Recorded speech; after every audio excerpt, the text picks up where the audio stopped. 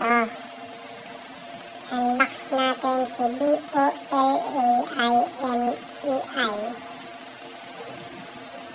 Charger. Charger siya ng baterya ng kotse, motor, ng ATV. Professional daw yan. Sabi ng binilang ko. Yan, kasama niya. May mga basahin nyo na lang pag bumili rin kayo.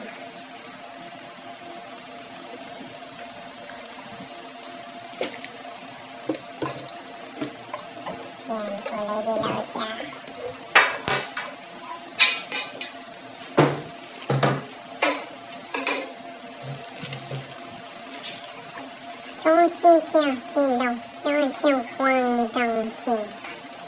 Yan, makikita nyo.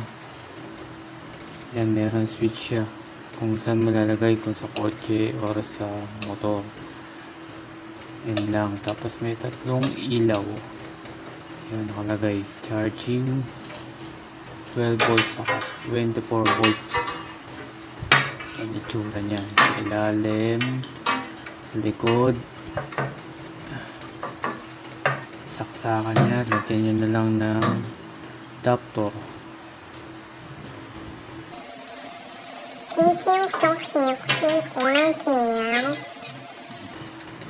Yan, positive yung red at negative yung black.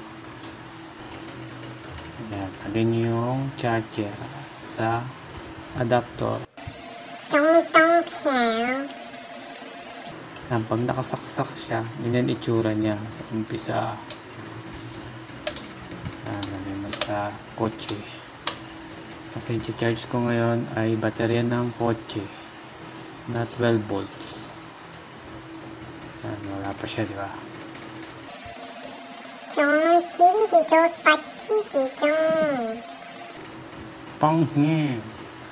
Negative ng battery. Lagay mo yung black. Yan. Kasi ng black, negative yan. Tapos yung red, ibig sabihin yan, positive, plus. Yan. Yung takip ng baterya.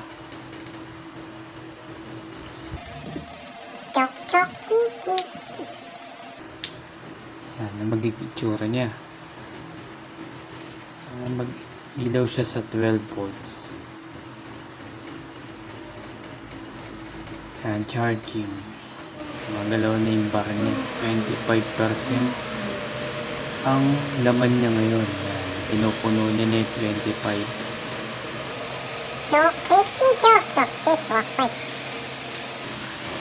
Yan, sinimul lang ko yan. 230.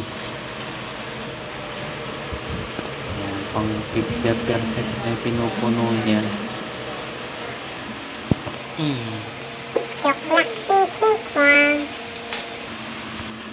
Yan, 430 na. Ang TV na. Yan, 75% na. Parang lumalabas siya ng 2 oras kada isang bar. Yan, 630 na. Yan, 100% na. Diba? Ganun din, o. 830 na. Gabi yan. Tapos ngayon, tapos na yung natin, tanggalin na natin para hindi masya overcharge. Saka hindi natin sigurado kung maayos pa yung baterya.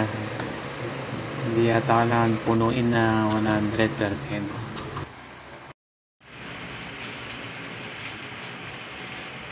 Kaya susubukan natin siya dito sa ACE electric fan ko na di baterya.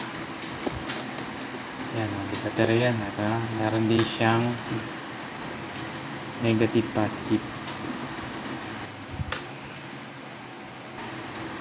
Saksak na natin dito sa baterya ko na chinarge natin kanina.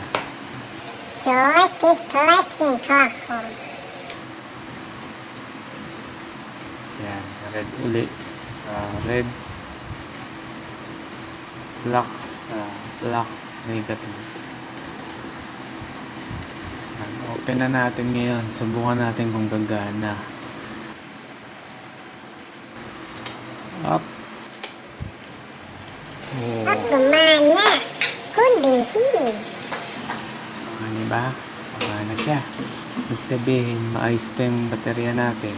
Saka, okay naman yung charger kasi medyo matagal lang. Ang mga 2 oras kada isang bata.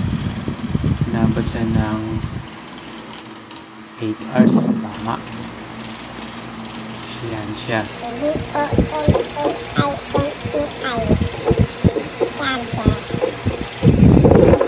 Hindi ko lang alam kung mabilis o mabagal sa inyo ang 8 hours na charging. Pero okay na rin to. Pwede na pang gamit sa bahay. Kung nalobat yung sasakyan ng kotse nyo. Tama? Oo, tama.